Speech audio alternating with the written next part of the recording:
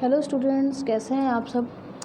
ये जो वीडियो है ये आपकी class 9th English supplementary book है, उसका ही 3rd चैप्टर है ईश्वरन द स्टोरी टेलर। उसका ये 2nd पार्ट है।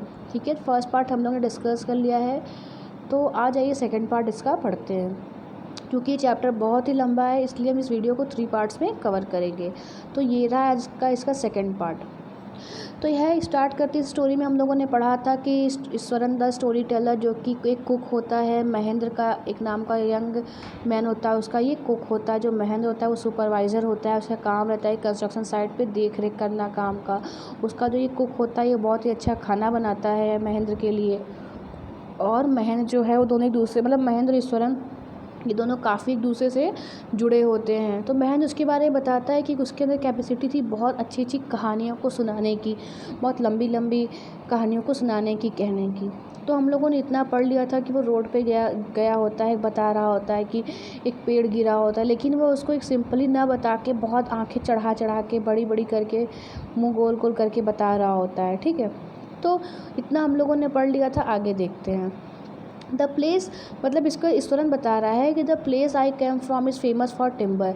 जिस जगह से मैं आता हूँ या जिस जगह से मैं रहने वाला हूँ वहाँ पे वो टिम्बर के लिए बहुत फेमस है, मतलब कि लकड़ियों के लिए। ईश्वरन वुड बिगिन करता है, ईश्वरन बताना शुरू करता है। There is a richly wooded forest all around, मतलब वो जो एरिया है वह लकड़ियों के लिए बहुत ही फेमस है। वुडेस्ट है, फॉरेस्ट ऑल अराउंड, सभी चारों तरफ लकड़ियों के फॉरेस्ट है। और जो logs were hauled to the lorries by elephant, मतलब कि जो लॉक्स थे, लकड़ी बड़े बड़े गट्ठर थे, वह एलिफेंट द्वारा उठा के लोड किए जाते थे गाड़ियों में। ठीक है, they are huge well fed beast when they turn wild. और लेकिन ये भी बताता है कि जब ये एलिफेंट जंगली या कंट्रोल के बाहर हो जाते थे तो इनके मोहर्ट द्वारा भी इन्हें कंट्रोल करना बहुत मुश्किल हो जाता था। मोहर्ट कौन होता है? मोहर्ट मतलब होता है कि वो जो एलिफेंट को चलाता है। जब एलिफेंट आप लोगों ने देखा होगा उस पर उसके ऊपर जो एक आदमी बैठा रहता है, उसका ओनर कह लीजिए या उसका मालिक जो रहता है उसको मोहर्ट बोलते हैं। उसके भी कंट्रोल से बाहर हो जाता है। ठीक है, उसके बाद शुरू हो जाता है ईश्वरन अपनी कहानी को बताने की, मतलब एक एलिफेंट के बारे में पूरी कहानी ये बताता है कि फिर से इस कहानी को भी एकदम वैसे ही पूरा ड्रामेटिक गेस्चर में बताता है, पूरे एक्ट के साथ बताता है। तो आइए देखते हैं क्या है। ये है कि one day a tusker escaped from the timber yard. वो बताता है कि एक दिन टस्कर मतलब एलिफेंट जो है वह टिम्बर यार्ड जहाँ पे लकड़ियों को उठा के लोड किया जाता था वहाँ से वह भाग जाता है, चिल्लाते हुए, रोम करते हुए, गुस्साते हुए, लकड़ियों को या बसेस को, सब चीज़ों को तोड़ते हुए, क्रीपर्स को तोड़ते हुए। हाँ, और जो भी चीज़ें उसके रास्ते में आती हैं, सामने आती हैं, वो सब कुछ तोड़ते हुए आता है। और वो बताता है कि मतलब ईश्वरन बताता है कि you know sir how an elephant behaves when it goes mad. और वो पूछता है ईश्वरन अपने मालिक से, महन से, कि सर आपको पता है कि जब एक एलिफेंट पागल हो जाता है तो कैसे बिहेव करता है। हाँ, Eswaran would get so caught up in the excitement his own story he would get up from the floor and jump about. मतलब कहने का यहाँ पे है कि ईश्वरन वैसे ही एक्ट करने लगता है, अपनी बातों को बताता है एक्ट करके, जैसे कि वो मेड एलिफेंट कर रहा होता है। मतलब स्टोरी जो उसको सुना रहा होता है वो सिर्फ सुनाता नहीं, वो एक्ट करके उसको सुना रहा होता है। ठीक है, आगे देखिए। The elephant reach the outskirts of our town, मतलब शहर के बीच में, टाउन के बीच में पहुंच जाता है वो। वहाँ पे ब्रांचेस को, फेंचेस, दीवारों को ऐसे तोड़ रहा होता है जैसे कि माचिस की तीलियों को तोड़ रहा होता है। फिर वो मेन रोड पे आता है। मेन रोड पे आने के बाद वह स्मैश कर देता है, मतलब कि जो फल फूल की दुकान होती है, जो बेच रहे होते हैं उनके फलों को स्मैश कर देता है, ख़राब कर देता है ना।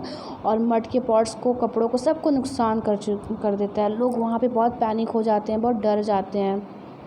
इसके बाद एलिफेंट जो है वह एंटर करता है एक स्कूल के ग्राउंड में जहाँ पे बच्चे खेल रहे होते हैं। वो वहाँ पे स्कूल का दीवार तोड़ के अंदर घुस जाता है और सभी जो बच्चे होते हैं, लड़के होते हैं, वो डर के मारे क्लासरूम में घुस जाते हैं और अपने डोर को बहुत टाइटली, बहुत तेज़ी से बंद करके रखते हैं।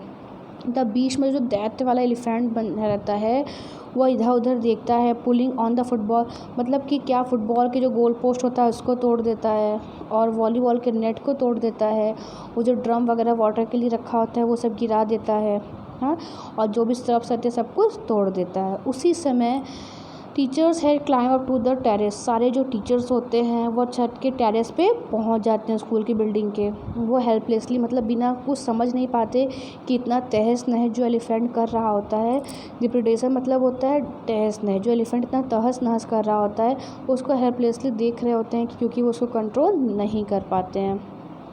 There was not a soul bit on the ground, मतलब वो बता रहा होता है कि वो इतना लोग डरे होते हैं कि कोई भी व्यक्ति वहाँ ग्राउंड पे नहीं होता है। द स्ट्रीट्स वर एम्प्टी, वो पूरी गली और पूरा मोहल्ला आसपास का एरिया पूरा खाली हो जाता है, कोई दिखता एकदम सुनसान हो जाता है। ठीक है, आगे देखिए। I was studying in the junior class at that time, और उस टाइम ये किस क्लास में पढ़ रहा होता है, जूनियर क्लास, छोटी क्लास में पढ़ रहा होता है। और बताता है कि वो सारा एलिफेंट का जो ड्रामा है वो छत से देख रहा होता है। और सडनली ये बताता है कि इसके माइंड में पता नहीं क्या आता है कि अपने टीचर के हैंड से कैन मतलब होता है कि स्टिक लेता है और लेके नीचे आता है एलिफेंट के पास। एलिफेंट उसको उस टाइम देखता है कि स्वंग कर रहा होता है, ट्री के ब्रांचेस को तोड़ रहा होता है। और जो एलिफेंट होता है वो अपने ट्रंक में कुछ ब्रांच को पकड़ा होता है। ठीक है, और जैसे ही वह देखता है ईश्वरन को, वह अपना पैर पटकते हुए बहुत सारा मड हवा में उड़ा देता है। ये देख के बहुत डरावना लगता है ईश्वरन को। बट ईश्वरन बताता, लेकिन मैं भी कहाँ मानने वाला था, but I move slowly towards it, लेकिन मैं भी धीरे धीरे इसके पास पहुँचता हूँ और इसको देखता हूँ। ठीक है, और बता रहा होता है कि जो चारों तरफ के जो लोग होते हैं वह बस सब कुछ भूल के एकदम हिप्नोटाइज्ड होके सब कुछ भूल के सिर्फ अपनी नज़रें मेरी और एलिफेंट के ऊपर ही लगाए रहते हैं, सब कुछ भूल के हम लोगों को ही देख रहे होते हैं। The elephant looked at me raider, elephant को इसे देख के बहुत गुस्सा आ जाता है। और एलिफेंट जो था वह इसके ऊपर रस करने वाला, मतलब इसको हानि पहुंचाने वाला था, इसके ऊपर कूदने वाला रहता है। ठीक है, it lifted its trunk and trumpeted loudly, वो अपने ट्रंक को सूंड को उठाता है बहुत तेज़, लाउडली ट्रम्पेट मतलब आवाज़ करता है, हाथी आवाज़ निकालता है। उसी समय पे ये आई मूव फॉरवर्ड, इस तुरंत बताता है कि मैं आगे बढ़ता हूँ, एंड मस्टरिंग ऑल माई फोर्स, और अपने सभी फोर्स के साथ जो उसका जो पैर होता है हाथी के जो पैर पे नीचे जो टो के नेल होते हैं उस पे ये मारता है। ठीक है, दिया ना toe nail on the quick, और उसके पैर के जो थर्ड टो नेल होते हैं मतलब तीसरी उंगली जो होती है उस पे ये मारता है। द बिस्ट उसी टाइम जो रहता है, जो दैट एलिफेंट रहता है वो वहीं पे एकदम शांत होके बैठ जाता है, गिर जाता है। ठीक, और कुछ समय के लिए एकदम अनकॉन्शियस मतलब बेहोश जैसा हो जाता है। ठीक है, और इसके बाद क्या है ना कि ईश्वरन जो था वो हमेशा उसको ऐसे आधी अधूरी स्टोरी बता के काम करने चला जाता था, मतलब स्टोरी स्टार्ट तो करता था लेकिन बिना फिनिश के दूसरे काम में लग जाता था। और आज भी ऐसा हुआ, कितना ही बताने के बाद वो अपने सर से कहता है कि सर मैं जा रहा हूँ, मुझे खाना बनाना है, मुझे खाना गर्म करना है, मैं जा रहा हूँ बीच में। तो बीच में वो छोड़ के चला जाता है। और महेंद्र जो होता है इतनी आधी स्टोरी सुनने के बाद बहुत मतलब फ्यूरियस हो मतलब उसे लगता है कि मुझे जानना है स्टोरी को। ठीक है, जैसे हम कभी कभी जब स्टोरी सुनने लगते हैं हमारा मन लगने लगता है, अब बीच में कोई स्टोरी बंद हो जाती है, कोई रोक देता है तो हम बहुत एक्साइटेड हो जाते हैं ना जानने के लिए कि अब क्या होगा। तो महेंद्र बहुत ज़्यादा एक्साइटेड हो जाता है जानने के लिए। उसके बाद जब महेंद्र खाना गर्म करके आता है लेके खाने के लिए, तो महेंद्र उसको फिर से रिमाइंड कराता है ईश्वरन को कि तुम जो स्टोरी सुना रहे थे उसका कंक्लूज़न नहीं हुआ था, मतलब उसका वो कंक्लूज़न मतलब पूरी तरह स्टोरी कंप्लीट नहीं हुई थी। ठीक है, तो फिर वो आगे बताने लगता है कि हाँ उसके बाद एक वेटरनरी डॉक्टर जो एनिमल्स के डॉक्टर होते हैं आते हैं उसके रिकवरी के लिए, रिवाइव द एनिमल मतलब एनिमल्स की देख रेख के लिए, उसके रिकवरी के लिए आते हैं। और 2 दिन के अंदर वो सही हो जाता है और एक मोहट आके उसको जंगल में वापस ले जाता है। ओके, आगे देखिए।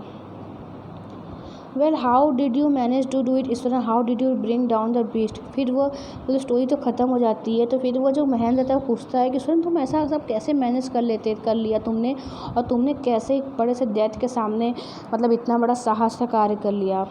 ठीक है, तो वो बताता है अपनी तारीफ़ करते हुए कि ये एक जापानीज़ आर्ट है सर, जिसे कराटे या जुजित्सु भी कहते हैं। इसमें क्या होता है कि किसी भी व्यक्ति को ऐसी जगह पे वार किया जाता है, मतलब ऐसी जगह पे वार किया जाता है कि वो कुछ समय के लिए पैरालाइज हो जाए।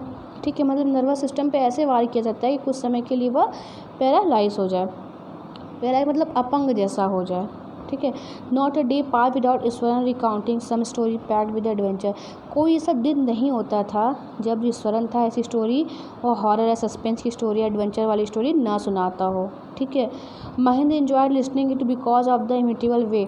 महेंद्र को इसकी स्टोरी सुनना इतना अच्छा इसी लगता था क्योंकि वो जिस तरीके से बताता था, इतना बढ़ा के चढ़ा के, इतना एक्ट करके ड्रामेटिक, तो वो उसको बहुत अच्छा लगता था सुनना, ठीक है। Eswaran seem to more than make up for the absence of, मतलब ईश्वरन देखिए क्या है ना कि जो महेंद्र था उसको हमेशा एक जगह दूसरी जगह जाना आना पड़ता था, तो बहुत सारे उसके पास सामान तो नहीं थे ले जाने के लिए यहाँ वहाँ, तो सामान ज़्यादा नहीं था, इस वजह से मतलब उसके पास टीवी भी नहीं थी। लेकिन जो ईश्वरन था वह महेंद्र के लिए टीवी का ही काम करता था, मतलब जो टीवी के जो एब्सेंस था उसके घर में ईश्वरन उसको पूरा कर देता था, ठीक है। तो one morning when Mahendra was having breakfast Iswaran आज can I make something special for dinner tonight sir. और एक समय जब महेंद्र सुबह ब्रेकफास्ट कर रहा होता है तो ईश्वरन उससे पूछता है कि सर आज रात में हम कुछ खाने में कुछ स्पेशल बना सकते हैं, क्योंकि आज कुछ ऑस्पिशियस डे है, मतलब कि हमारे ट्रेडिशन के अकॉर्डिंग आज जो लोग मरे लोग होते हैं उनके लिए खाना बनाया जाता है, उनको अच्छा अच्छा खाना का भोग लगाया जाता है। That night Mahendra enjoyed the more delicious dinner. उस दिन बहुत अच्छा खाना बनाया रहता है ईश्वरन और महेंद्र बहुत अच्छा डिलीशियस डिनर को इन्जॉय करता है, ठीक है। और मतलब उसकी तारीफ़ करता है, बस उस दिन सबसे ज़्यादा उसकी तारीफ़ करता है कि तुम्हारे खाने की स्किल बहुत, मतलब बनाने की स्किल बहुत अच्छी है। कुलिनरी स्किल्स मतलब होता है खाना बनाने की जो स्किल होती है उसको बोलते हैं। वो मतलब बहुत खुश हो जाता है अपनी तारीफ़ सुन के ईश्वरन। फिर वो बताता है कि unexpectedly launch into most glorious account, मतलब उसी टाइम फिर से ईश्वरन एक अजीब सी स्टोरी या अजीब सी बातें उससे कहने लगता है जिससे कि महेंद्र डर जाता है। आगे देखिए, यू नो सर, वो बताता है सर आपको पता है ये जो पूरा फैक्ट्री एरिया है जहाँ हम लोग रहते हैं या जहाँ ये फैक्ट्री है, यह एक समय ब्यूरियल ग्राउंड हुआ करता था, मतलब कब्रिस्तान होता था जहाँ पे डेड बॉडी को दफनाया या जलाया जाता था। वो शुरू हो जाता है अपनी कहानी कहना। Mahendra was jogged out of a present reverie he had drifted into after the satisfying meal, मतलब कि इतना अच्छा खाना खाने के बाद, तारीफ़ करने के बाद वो रिलैक्स चाहता था, लेकिन ईश्वरन फिर से भूत प्रेत की कहानी उसे कहने लगता है तो ईश्वरन थोड़ा सा मूड उसका ऑफ हो जाता है। I knew on the first day itself, मैं तो ये पहले ही दिन से जानता हूँ जब मैंने यहाँ पे ह्यूमन स्कल देखा था रास्ते में। ह्यूमन स्कल मतलब कि कंकाल हो जाता शरीर, मतलब किसी ह्यूमन का कंकाल या सिर या खोपड़ी जो होती है कंकाल जैसी, उसको देखा था। लेकिन अब even I come across number of skulls, और अब तो मैं आए दिन बहुत सारे स्कल्स को देखता हूँ और बोन्स को भी देखता हूँ। इसने अपनी स्टोरी को कंटिन्यू कर रहा होता है। तो स्टूडेंट ये सेकंड पार्ट भी यहाँ पे कंप्लीट हुआ and the next part and rest part of the chapter will complete in next video. Third video में हम इसको कंप्लीट करेंगे, ठीक है। तब तक आप इसको पढ़िए, रिवाइज करिए।